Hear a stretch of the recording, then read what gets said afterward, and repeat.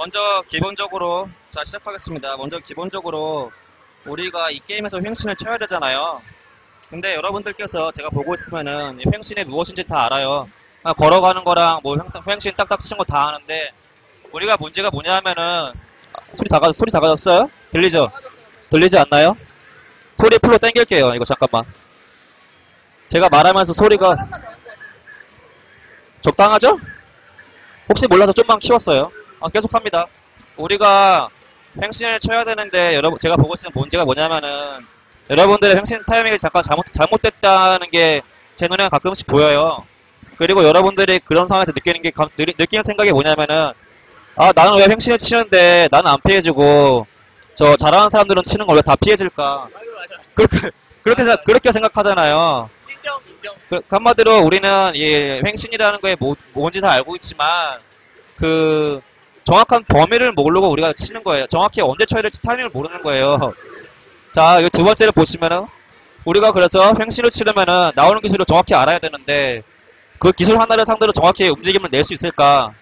사실 이거는 불가능하거든요. 왜냐면은 철권 내 한 캐릭터 기술은 거의 100가지에 가깝고 그 중에서 우리가 잘 골라봐야 기술 하나를 상대로 정확히 예측하고 그걸 움직인다는 거는 사실 찍는 거지 논리적으로 입증이 안 돼요. 상대가 날아갈 줄 알았어요. 이것도 찍는 거지 우리가 논리적으로 나락에 나오는 걸 모르잖아요. 그쵸? 그러므로 이렇게 우리의 예측이 언제나 옳을 수는 없으므로 우리는 기술 하나보다는 기술의 범위를 보고 예측을 해야 돼요. 이게 무슨 말이냐면은 우리가 데빌진이랑 나락이랑 데빌진이랑 카자랑 싸우면은 이거 나락인데 초풍인데 하고 감이 오는 느낌이 있잖아. 근데 우리는 그거를 말로는 설명 못하지만 우리 모두 다 이거 초풍 타임이다 나락 타임이다 이거는 저격부터 고격까지 다 아는 그 부분이 있잖아요. 그쵸? 그리고 우리는 그 상황에서 나락이다 초풍이다 이렇게 한 가지 제한 짓지 않고 나락이다 초풍이다라고 두 가지로 제한을 하듯이 우리는 여러 가지 상황에서 상대의 기술을 여러 가지로 예측을 할 수밖에 없어요. 강의 들어야지. 그렇죠? 그렇다면은 우리가 제가 지금껏 말씀드린 거에는 이 수많은 기술 중에서 상대의 기술 범위가 나온다는 게 말이 되는 거고 그럼 상대의 기술 범위를 상대로 예측을 하는 게 우리 횡신의 올바른 횡신이 되는 거겠죠? 보면은 뭐 초풍이다 나락이다 써놨는데 초풍이다 나락이다 중간이다 이렇게 인식하는 타이밍에 그 인식하는 기술 범위 상대로 올바른 횡신을 치면은 그게 진짜 올바른 횡신이 되는 거죠. 자, 계속 가겠습니다. 이때 상대의 기술 범위를 예측 가능하다면은 우린 당연히 그 범위 내에서 효율적인 움직임을 할 수가 있겠죠. 왜냐면은 우리가 이 상대의 기술이 100가지였다면은 어떤 특정 상황에서 상대의 기술이 초풍 나락 중단 3가지로 줄어든다면은 우린 그 3가지 기술 상대로 범위를 정하고 그 범위 안에서 움직임을 내면 되잖아요. 맞죠?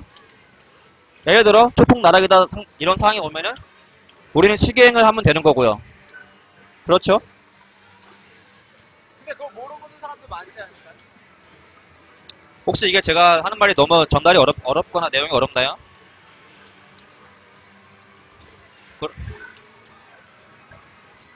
일단 이게 제가 오늘 말하는 내용의 전제 조건인데 저는 여러분들이 사실 이거를 따라오나도 사실 약간 걱정이 돼요. 무시하는 게 아니라 제가 이런 거 처음 하니까 이해 가요? 좋아요. 계속 갈게요. 그쵸? 아무튼 제가 지금까지 말씀드린 거는 상대의 기술 범위를 예측 가능하다면은 우린 그 안에서 효율적인 움직임을 낼 수가 있어요.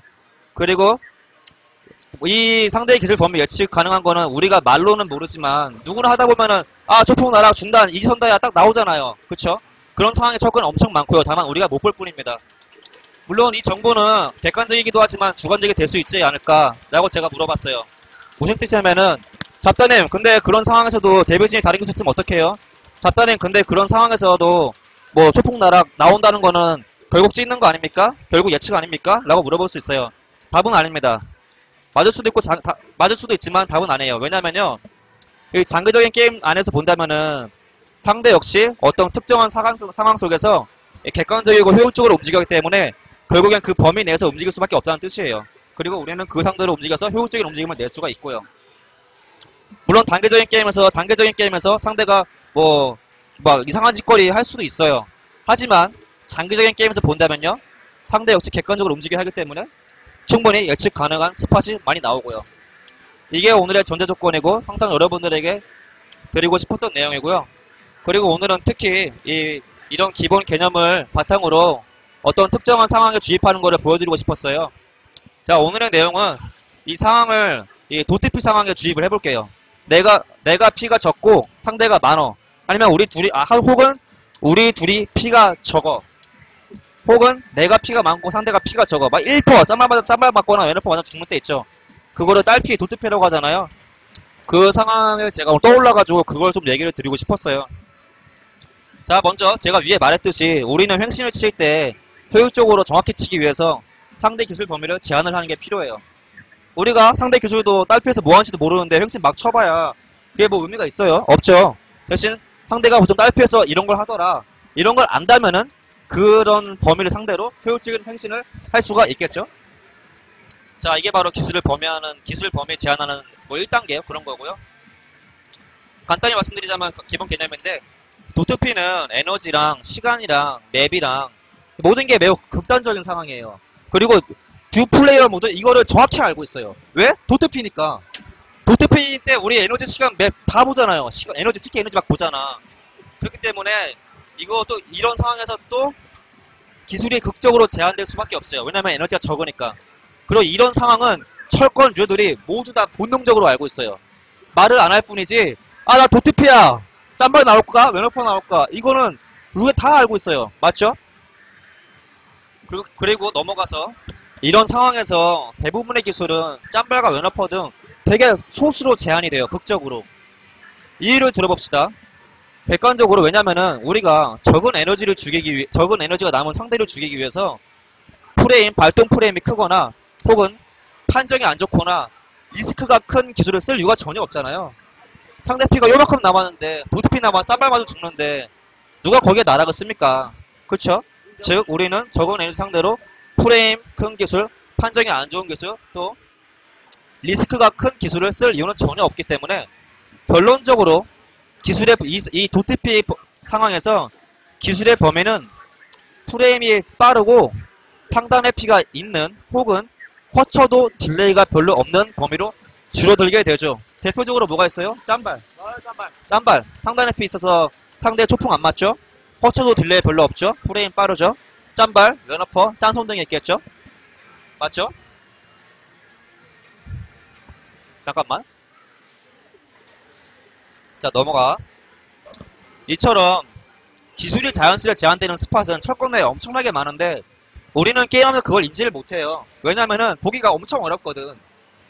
이게 맵도 있고 에너지도 있고 시간도 있고 다 있고 고려를 해야 되잖아. 캐릭터도 있고.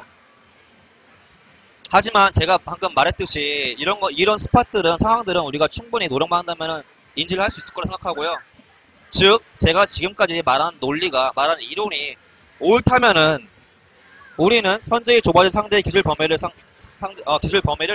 충분히 예측을 할 수가 있겠죠. 위에 말했듯이 벌써 짬발 런퍼 벌써 나왔고요. 이걸 상대 캐릭에 주입하거나 혹은 내 캐릭터에 주입하면은 이 기술 범위를 충분히 예측하는 거는 가능하다는 뜻입니다. 여기까지 뭐 헷갈리신다. 제가 이론을 말씀드렸는데 헷갈리신다. 안녕하세요. 제가 이거 강의하느라 말을 못 드려서. 기술이 어느 거는 반식으로 피해지고 어느 거는 횡식으로 피해지는 거는 이제 자기가 다 알고 있어야 됩니까?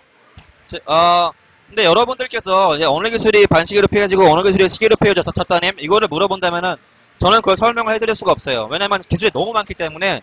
개인적으로 공부를 해야 됩니까? 개인적으로 그냥 알아내고 저는 그걸 알아낸 걸 바탕으로서 알아낸 후에 대처를 알려드리는 거지.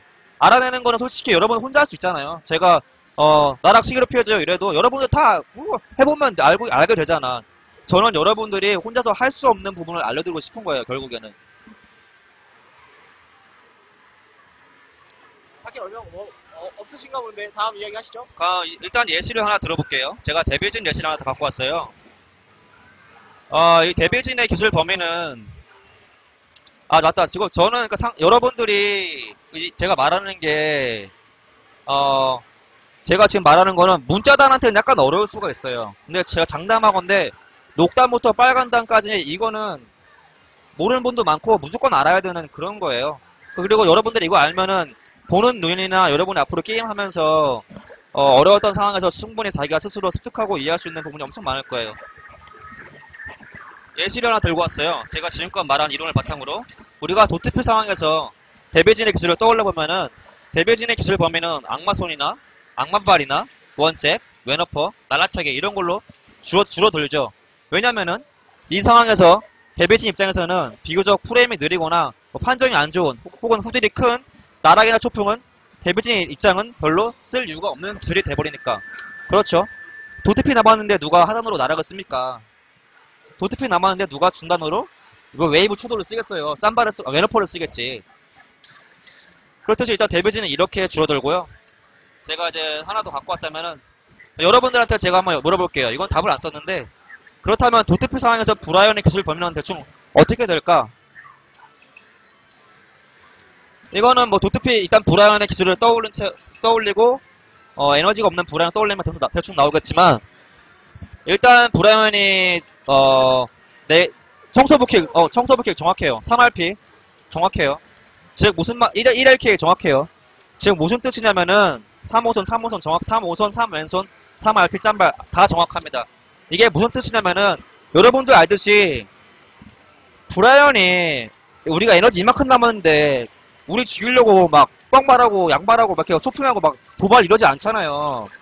즉 이것처럼 기술 범위는 충분히 제한이 되고요. 우리는 이 제한된 범위를 상대로 효율적인 움직임을 충분히 낼 수 있고요.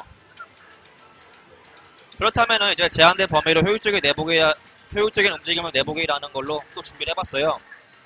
이론적으로 상대의 기술의 범위가 제한이 된다면은 우리가 대처하는 횡신이나 움직임이 훨씬 수월하겠죠. 왜냐면은 경우의 수가 줄어들고 고려할 기술이 별로 없으니까.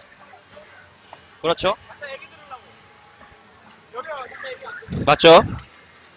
그렇다면은 이게 제가 말한 이론이 맞다면은 상대방 기술의 범위가 제한되는 스팟을 분명히 알고 그리고 그 기술 범위를 정확히 우리가 예측을 한다면은 효율적으로 움직임을 낼 수가 있습니다. 왜냐면 제한되는 스팟이 인지되고 기술을 알고 있으니까. 혹은 이런 기술들 상대로 우리가 효율적으로 움직임을 낼 뿐더러 그 기술들 상대로 지르거나 카운터를 낼 수가 있겠죠. 일단은 이거는 제가 뒤에 또 영상을 보여드릴 거예요. 넘어가서 위 예시 연결해가지고 데빌진 제가 도트피 데빌진 말씀드렸잖아요. 그렇다면은 제가 상대가 데빌진이고 제가 도트피가 남았다고 가정을 해보죠. 그렇다면 우리의 움직임은 어떻게 하는 게 가장 효율적이 될까라고 물어본다면은 일단 이론적인 답은 반시기를 치는 게 가장 효율적이 된다고 우리는 말을 할 수가 있습니다. 이유를 들자면요. 상대의 기술 범위는 우리가 위에 말했듯이 악마손, 날라차기, 원잽, 왼어퍼, 악마발 등인데 악마손, 날라차기, 원잽, 왼어퍼는 전부 반시기로 피해지고 그나마 반시기를 잡는 하단기 악마발은 상단의 피가 없기 때문이죠. 그렇죠? 맞죠? 그렇기 때문에 우리는 도트피 상황에서 데빌진 상대로 반시기 치는 게 결국 효율적이라고 말을 할 수 있습니다.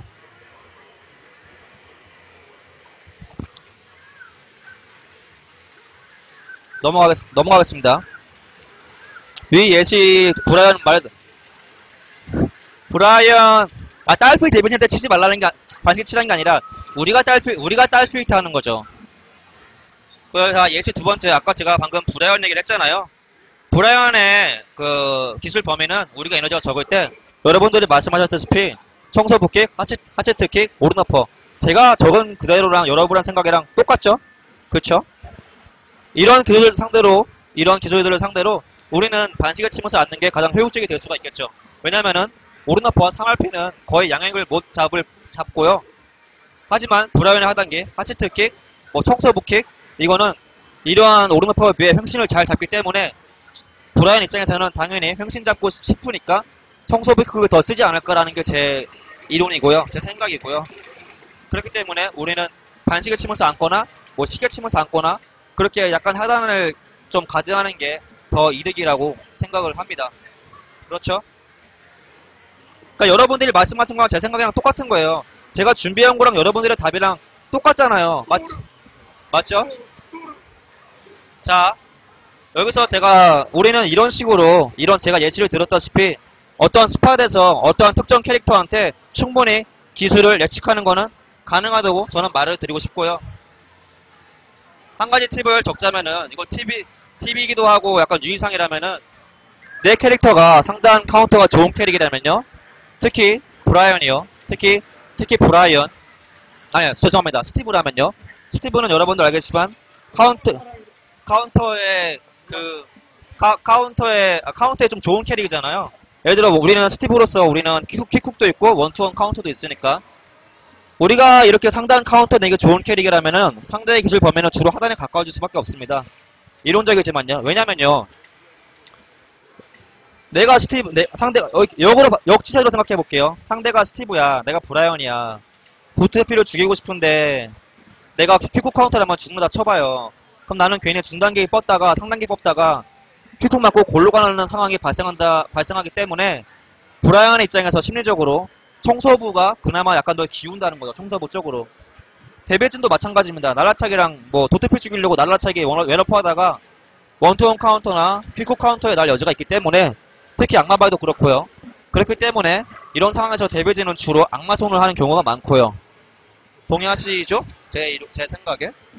물론 이렇게 플레이하지 않는 분들도 있겠지만 우리는 게임을 할 때 이런 이론을 뭐 여러분도 알겠지만 우리가 어떤 게임을 할 때 가장 효율적인 이론을 만들고 그거를 바탕으로 해야지 예외가 있다고 그걸 너무 두려워하면 안 돼요. 저는 지금 효율적인 이론을 말씀드리는 거고요. 자, 이해하셨습니까? 그리고 저는 제가 이제 실전 예시 동영상을 가져왔어요.